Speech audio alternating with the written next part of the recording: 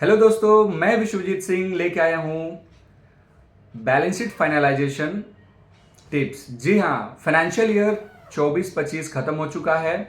अब सारे अकाउंटेंट्स का ड्यूटी जोर शोर से चालू हो गया है। जी हाँ, बैलेंस शीट फाइनलाइजेशन में कुछ चीज़ें हैं जो ध्यान रखने बहुत जरूरी है, उसके बारे में हम डिस्कस करेंगे आज।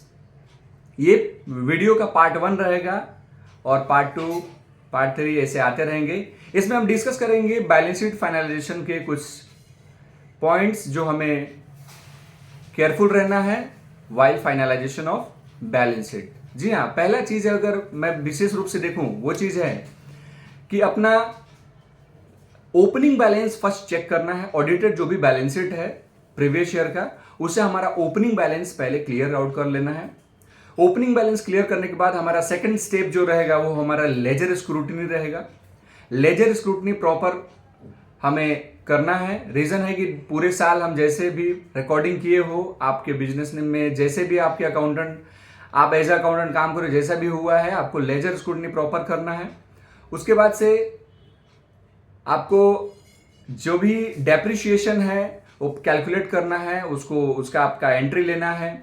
जो भी प्रोविजंस आपने प्रीवियस ईयर बनाए थे मार्च 24 को, वो प्रोविजंस को आपको चेक करना है कि आपने जो पेमेंट किए हैं 1 अप्रैल 2024 से, जो भी आपके उसके बाद पेमेंट किए हैं, वो सारे प्रोविजंस का एडजस्टमेंट प्रॉपर हुआ है कि नहीं हुआ है तो करना है टाइम रहते। और फिर आगे के लिए जो आपके बेस जितने आपके सैलरी हो गए या अदर जो भी एक्सपेंस हो गए प्रोविजन करने, वो सारे कैलकुलेशन प्रॉपर करना है।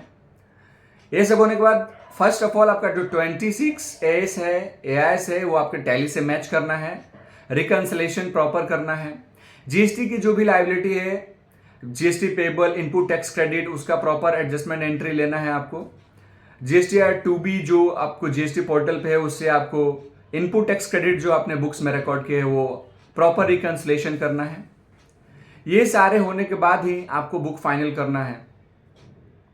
ये सब सारी चीजें करने से बेहतर क्या होगा, जब भी आप ऑडिटर को ऑडिट करने के लिए बुक्स ऑफ अकाउंट्स देते हैं तो उनको बहुत इजी पड़ता है और आपको अप्रिशिएट भी करेंगे। एज अ अकाउंटेंट आपकी ये रिस्पॉन्सिबिलिटी भी है, you have to handle all this things. Thank you so much. ऐसे ही और भी सेकंड नेक्स्ट पार्ट में आगे के अपडेट्स मिलेंगे। स्टे कनेक्टेड और हाँ, फॉलो करना ना भूलें, लाइक करें।